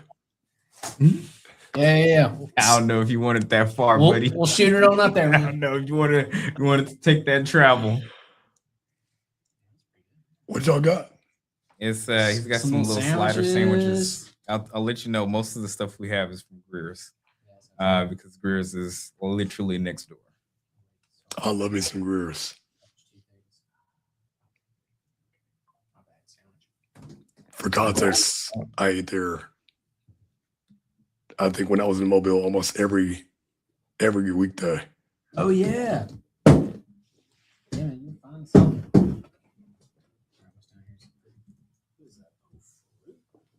Yeah, some fruit down there. You want this? Just sit. Oh, you trying to get to the fruit? No, yeah. I should Sit it over there. Yeah, I will. I just want to like put it away here if you want some.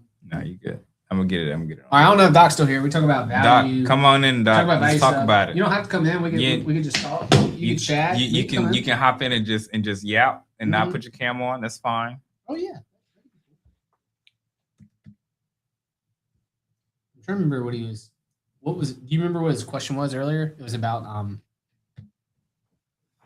don't remember. He's gonna have to tell us. value. Doc. Yeah, Here. Christina. Thanks for coming through. See you later, Christina.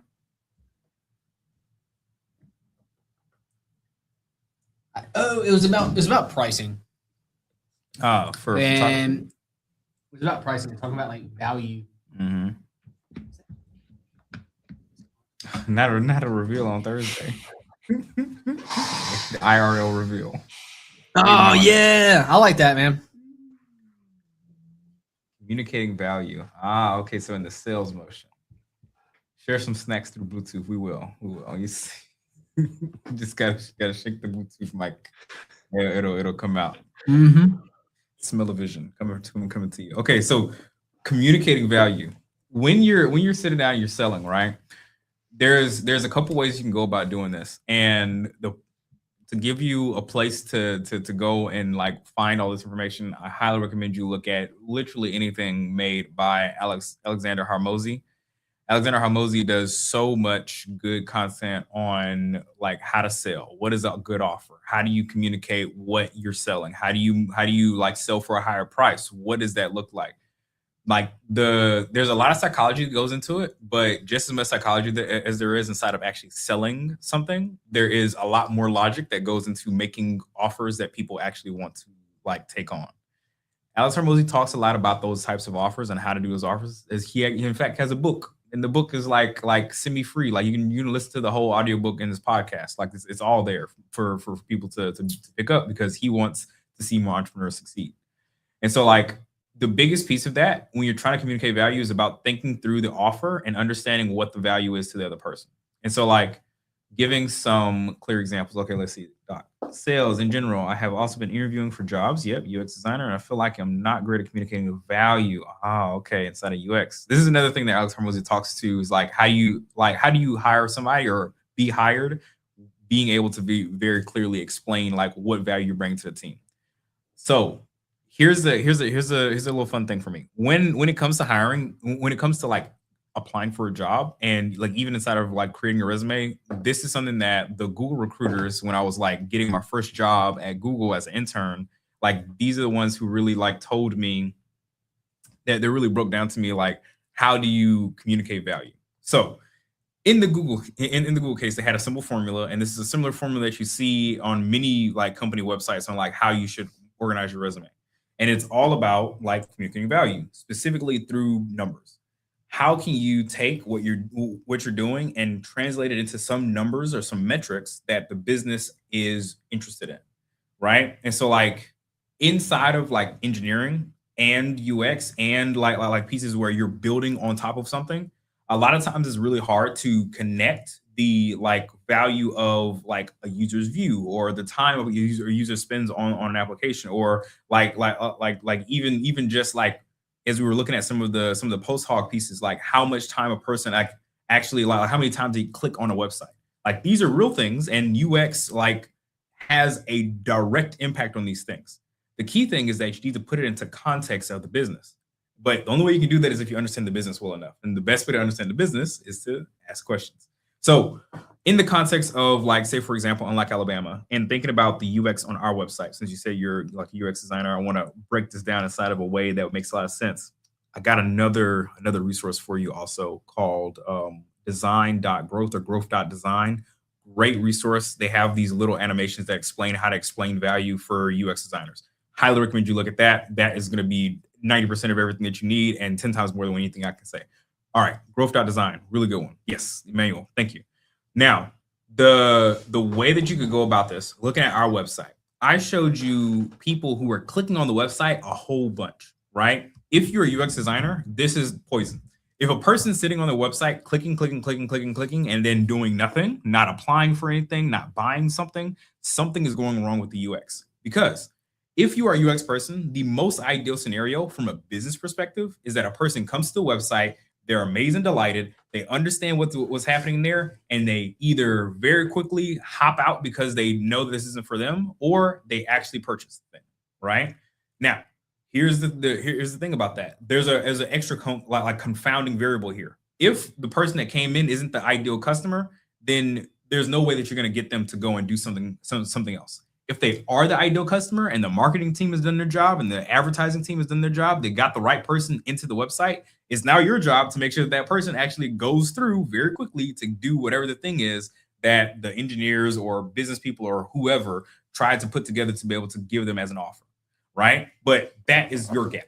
You need to make sure that the person gets to the website, understands everything that's happening, and makes a quick decision, right? Because if you spend there's this saying where like time kills all deals when it comes to sales, right? The more time that you have of that person thinking about what they should do, how they should buy and whatnot, the less likely it is for them to actually make a purchase. And also, the more time you spend on each individual deal, the less money you're making because you have to spend more time on it. And so it's the same thing inside of user experience. You want to be very clear and communicate very well, like, hey, this is what we do. This is how we do it. If this is what you're looking for, then this is the next steps for you to do. And like just measuring the number of clicks that is reduced inside of like the way that your website works, or the even better, the amount of time a person spends looking at your UI, that is a clear indicator of success inside of some cases, right? Now, again, this is all dependent on the business, because just like I could point out that like a good UX person can come in and reduce 60 clicks down to 2 clicks, you could also have a good UX person come in and increase time spent on a website up from 10 minutes to an hour. And an example of that is something like YouTube. In YouTube and Netflix, you have these UX designers that come together and they make sure that a person spends as much time as possible watching the things, because the more time that you spend on the website, the more money they make. And so this is the reverse of it, but it's the UX designer is still at that critical point, because at the end of the day, the right person has to come in, the right advertisement has to be ready for them. None of that has anything to do with UX. The UX is all about, is this person going to keep watching once they get done with the last video, right? Did you display the information of what they could do next on this website well enough for them as the ideal person to actually go for that next thing that you wanted them to do, right? And did you do it in a short amount of time? Like, this is how you communicate that value. And it becomes really, really quantifiable when you say, I reduce clicks from 30 to 10. And when clicks are reduced to 10, it becomes very, very clear that if 30 people came in and they only clicked 2 times, it's more likely for 30 people, or like some number between there, to be actually moving up to the other side. We saw a couple of funnels, and like, again, the UX person is a part of that funnel. Okay, Doc, let's see exactly how I've worked on large teams, and I've been able to kind of tell a story of how I made an impact, but I also worked at huge organizations that I personally feel like the UX was only part of the problem, right? A lot of times I feel like as if the issues were actually based on the business goals that created issues in the UX. So like, I built the thing, but the customer did not exactly want the thing. That's perfectly fine. You can still come and be very clear about how you went about doing these things. Now, I want to make sure that we're clear. Like, we're separating out this like idea of the value that you bring to the team as a UX designer versus the value that like you can sell to somebody inside of like an individual or a business, right? Because like, when you're talking about like, all right, I'm in this large organization, I have poor management, right? And the folks are thinking that a problem is XYZ, but the problem really is something else. Having that understanding is also very valuable, because if you can articulate that, like, hey, I worked at this company, I was able to do X, Y, and Z, and I understood that if things happened in this way instead of that, then things could have went better. That's even more valuable than somebody who was inside the right situation and had the best team around them, because that means that you're going to come into the company and make sure things work rather than just be another cog in the wheel when things go wrong. Does that make sense, Doc?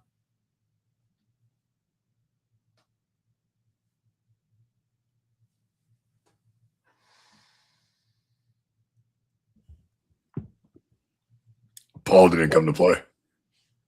I will be at Sloss Tech. I'll be there with Brooks.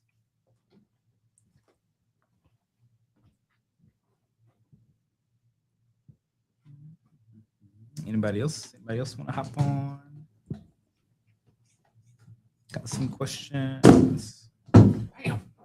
Bam. Thank you. Thank you. Send it. Send it.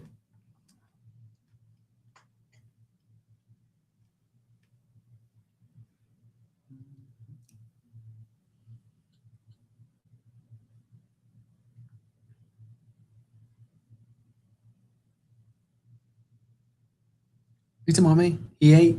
I'm still eating, man. If he's talking about me. Dog, I'm still eating, man. How have you been liking Clicky, Emmanuel? I think it's good for. I want to try it next for DaVinci Resolve for actual color grading. That's something I don't want to do. Mm-hmm. So I was like, all right, let me actually test on something I like. Well, that I need to do. I get you. Happy to help, Doc.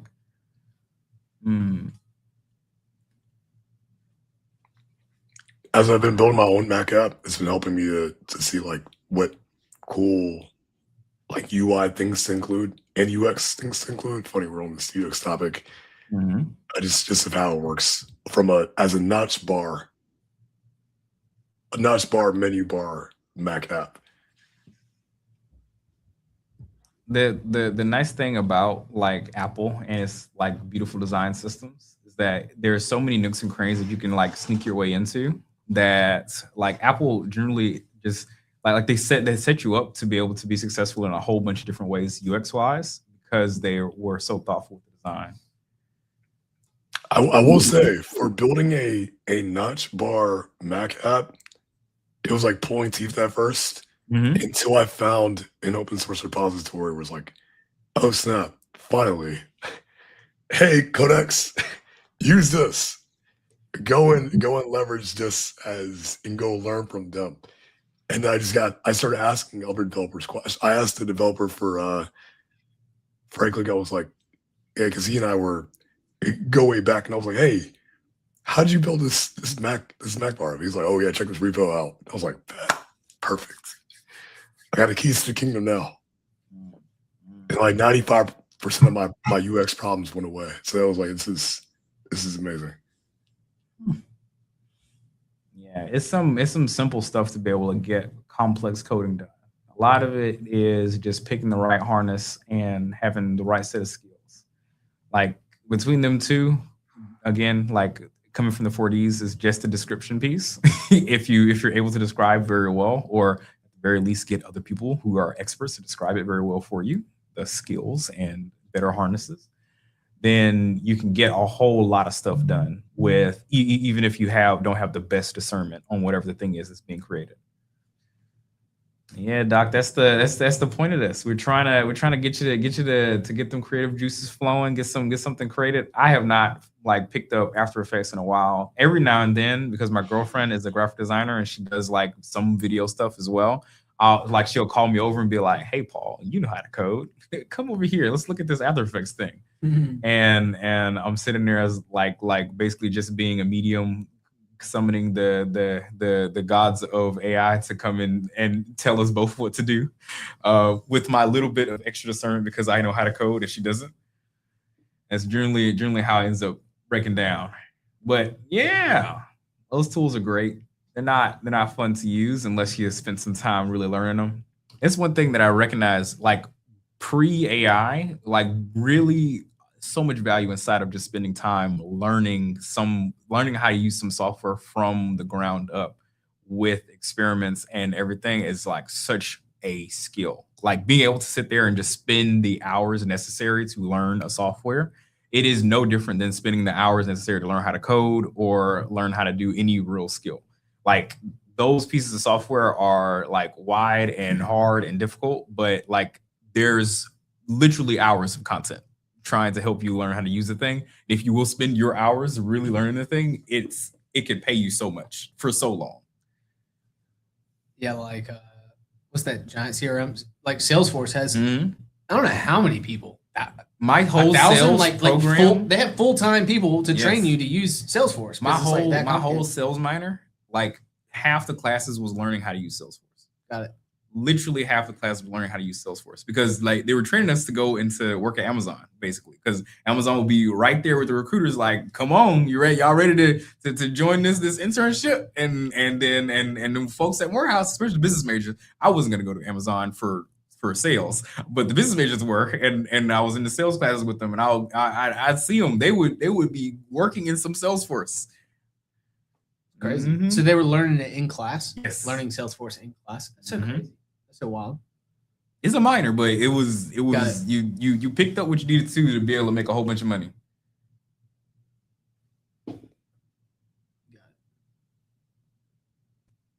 Yeah, exactly, Michael. Like being able to use those like these difficult softwares is such a thing that like, but at the same time, this is something that isn't like that is hard to like kind of grok. But the fact that like yes, you can use the AI to be able to bridge a lot of gaps with software, the AI is not a great interface, like a user interface in general. And so what you end up getting is that like you can indeed like be 10 times better at using whatever software than you would if you were to do it by hand. But if you also understood how to do it by hand, you would still get the same 10 to like 100x like increasing your productivity with the tool. The difference is those that know how to use the tool end up becoming so much more effective, like miles more effective than somebody who doesn't know how to use the tool using the AI to use the tool for them. This is something I saw with like another member inside the cohort, Braxton, because he loves to do video editing, Mhm. right? He loves to do video editing. And so when he's sitting down making his movie and whatnot, like he sits down with the AI and he's doing things with the AI that I wouldn't have thought of because I don't sit and work inside of like After Effects and Premiere all the time. Mhm. But he does. And when and he understands what he was gonna do for the next like 2 hours, he can get the AI to do that while he does something else. And now he's way more effective at getting things done because he knows what actually needs to happen. Like me and Emmanuel are inside of a Kaggle like machine learning competition. I'm not a machine learning expert. Emmanuel's not a machine learning expert. I am But, not like, an ML expert. but we're like pretty high inside the ranks, but we're not at the top.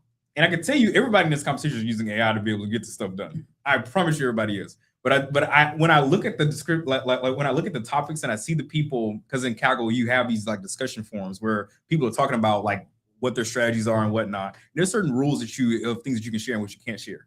But inside of there, when you sit down and talk to some of the, when we sit down and listen to some of those people and see how they talk about this stuff, like you can tell everybody's using AI.